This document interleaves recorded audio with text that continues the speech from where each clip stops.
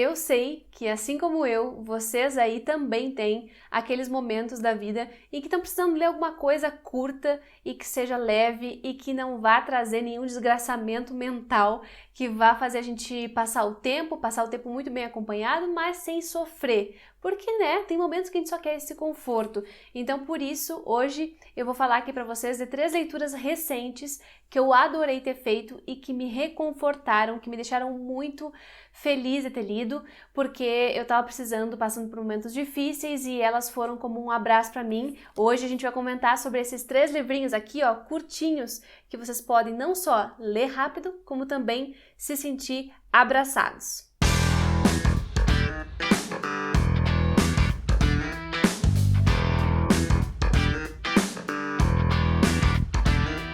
Bom, gente, a ideia não é fazer corrida de leitura, nem propor aqui que as pessoas saiam correndo para ler, que saiam lendo rápido, com pressa, sem prestar atenção, nada disso. Mas que a gente pense em alguns livros que são curtinhos, que têm um fôlego menor e que talvez dê para ler num dia em que a gente já não está tão bem assim, um dia em que a gente está um pouquinho mais para baixo, porque também eles existem, e assim a gente se animar com a leitura. Eu acho que quem me acompanha aqui na internet, aqui no YouTube, nas redes, sabe que eu costumo ler livros que são mais para pesados do que outra coisa. É até difícil encontrar aqui na estante livros que sejam engraçados, digamos assim. Então, por isso, como coincidiu de eu ter passado por essas leituras recentemente e elas terem me feito bem, eu decidi juntar aqui e falar para você sobre elas, até porque eu já fiz resenha para elas, mas eu sei que muitas pessoas não assistem a resenha antes de ler o livro, e aí por isso vale a pena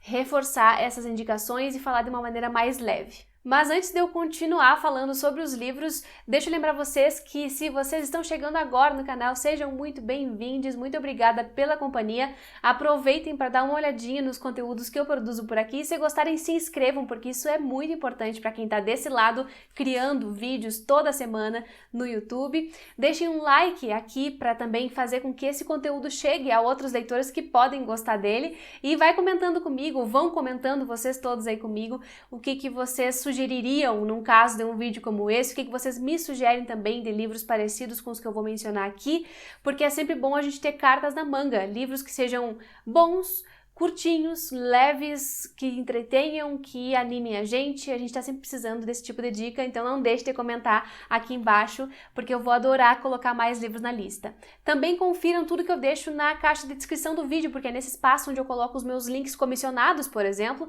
que são esses links em que vocês podem comprar, fazer as suas compras de qualquer tipo de produto e me dar uma pequena comissão. E isso faz toda a diferença no final do mês, então muito obrigada a todo mundo que já utiliza, que lembra de entrar pelo meu link, que me dá essa pequena porcentagem, que em vez de ir direto lá pro Bezos, vem um pouquinho aqui para mim e me ajuda no orçamento mensal. Essas 3 leituras que eu separei aqui para vocês são cada uma de um lugar diferente, não são só latinos, como eu costumo falar aqui, tem outras regiões envolvidas e a primeira delas casualmente é latina, mas é por ordem de leitura, não por ordem de preferência, talvez. E o primeiro livrinho que eu quero mostrar aqui para vocês, que foi uma grata surpresa, que me envolveu muito, que me deixou feliz, é esse aqui, ó. Memórias de Mama Blanca, da Teresa de la Parra, que é uma escritora venezuelana. Esse tem até o formato pocket, ele é pequenininho, publicado pela Oficina Raquel, com tradução da Lisandra Magnon de Almeida, Magnon. E esse livro, gente, é um livro de memórias fictícias, né? Um livro em que ela vai pegar memórias de uma suposta Mama Blanca e contar, mas é um livro também muito autobiográfico. E o que eu acho mais legal e mais divertido dele é que é contado desde uma perspectiva infantil. Então, apesar de ser supostamente diários que ela encontra e que ela vai selecionar trechos para compartilhar aqui, diários de uma vida de uma mulher que durou muito, que viveu muita coisa e que viveu aquele período de transição da Venezuela rural para uma Venezuela mais urbanizada, apesar de tudo isso, quem conta o período da memória em que ela está contando é da infância. Então, tem toda essa leveza da criança que está descobrindo o mundo, que está descobrindo as relações familiares, que está descobrindo modos de ser, modos de falar, e também comportamentos, né, nessa questão rural versus cidade, que eu acho sempre muito interessante, e virada do século também, transformações pelas quais a Venezuela estava passando. Mas a linguagem aqui é tudo. Eu acho que o que torna esse livro super leve, apesar de ele trazer temas que às vezes são temas pesados, é justamente essa coisa, esse olhar da criança, que é um olhar encantado. E também algumas frases que ela vai colocando, que vai deixando a gente muito confortada, né? Então, assim, eu recomendo muito e tem resenha aqui no canal, então para quem quiser mais detalhes pode ir lá na resenha e quem não quiser já fica aí com essa dica, que é um livro bem curtinho, eu li super rápido, ele tem 170 páginas, mas não se enganem porque ele é de leitura super fluida, tá? Então, ele dá para ler assim, se a gente tiver um dia livre, dá para encaixar com certeza. O segundo livro que eu vou mostrar aqui é de uma autora francesa, vejam só, Nem Só de Latina se Vive, e é uma autora que eu tava louca para conhecer desde o ano passado, já tinha um livro dela aqui, mas ainda não tinha pego, porque, sei lá, né, a vida acontece, e aí chegou esse, de parceria com a editora Fósforo, e eu resolvi ler num dia que eu tava precisando realmente desse tipo de companhia que eu falei para vocês, que é o Paixão Simples, da dona Annie Ernaux, Nobel de Literatura de 2022. Esse é um livro bem curtinho, é um livro de 60 páginas, eu lembro muito do João, que o João é um amigo nosso, que estava lá na Flip junto na casa onde eu fiquei, e o João, ele falava, um cordel, né?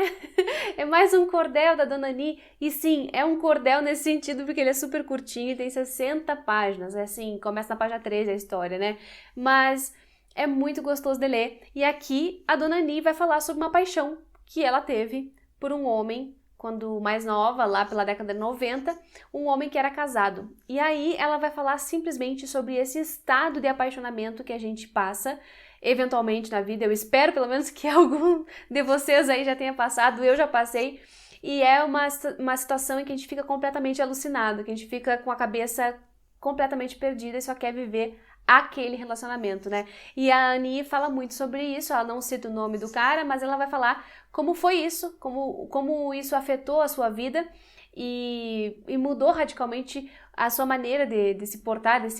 ser e estar no mundo, de contar as horas, de perceber o tempo passando, de perceber a cor das coisas, enfim, tudo o que a paixão pode gerar quimicamente, organicamente na gente, ela vai falar aqui contando dessa perspectiva bem pessoal, né, como foi para ela, e já era uma mulher madura quando isso aconteceu, já tinha filhos e tudo mais, mas ainda assim ela fala sobre como valeu cada momento passado, apesar dos perrengues, apesar do desespero, porque paixão também é um pouco de desespero, quando a pessoa por quem a gente tá apaixonada não tá ali junto, né, enfim, ela fala sobre tudo isso, e eu adorei ler, li também assim muito rápido num domingo, e tem resenha aqui falando um pouquinho mais das coisas que me chamaram a atenção, especialmente a forma como ela conta, a linguagem que ela escolhe, a questão da comunicação, da comunicabilidade, enfim, é muito gostoso realmente, e vale a pena, né, para quem gosta de ler sobre esse tema, vale muito a pena conferir. Por fim, mas igualmente importante, é esse aqui, ó, Vamos Comprar um Poeta, do Afonso Cruz, um escritor português contemporâneo.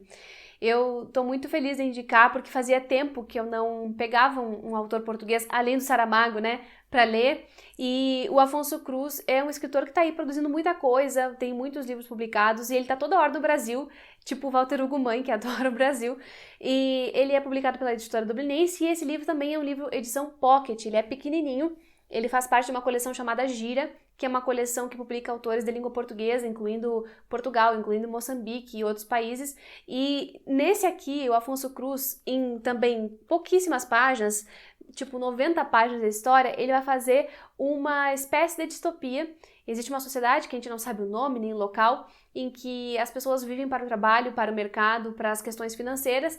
e não estão nem aí para as partes mais subjetivas da vida, a questão artística, a questão dos sentimentos, eles estão só contabilizando tudo que eles gastam de comida, de afeto até, enfim. E é muito curioso, e tem uma família aqui envolvida, quem está contando a história é uma menina, que é filha de um casal que está aqui nessa família, tem um irmão também, acho que um pouco mais velho que ela, e ela vai contando pra gente esse cotidiano deles, até que um belo dia ela pede para comprar um poeta, porque aqui nessa história eles compram, ou se compra,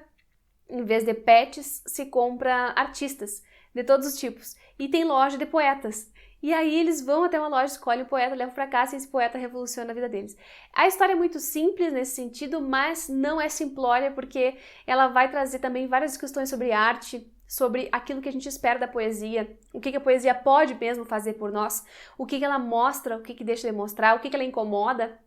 e outras coisas mais. O fato é que a linguagem também aqui é super gostosa e a gente vê essa menina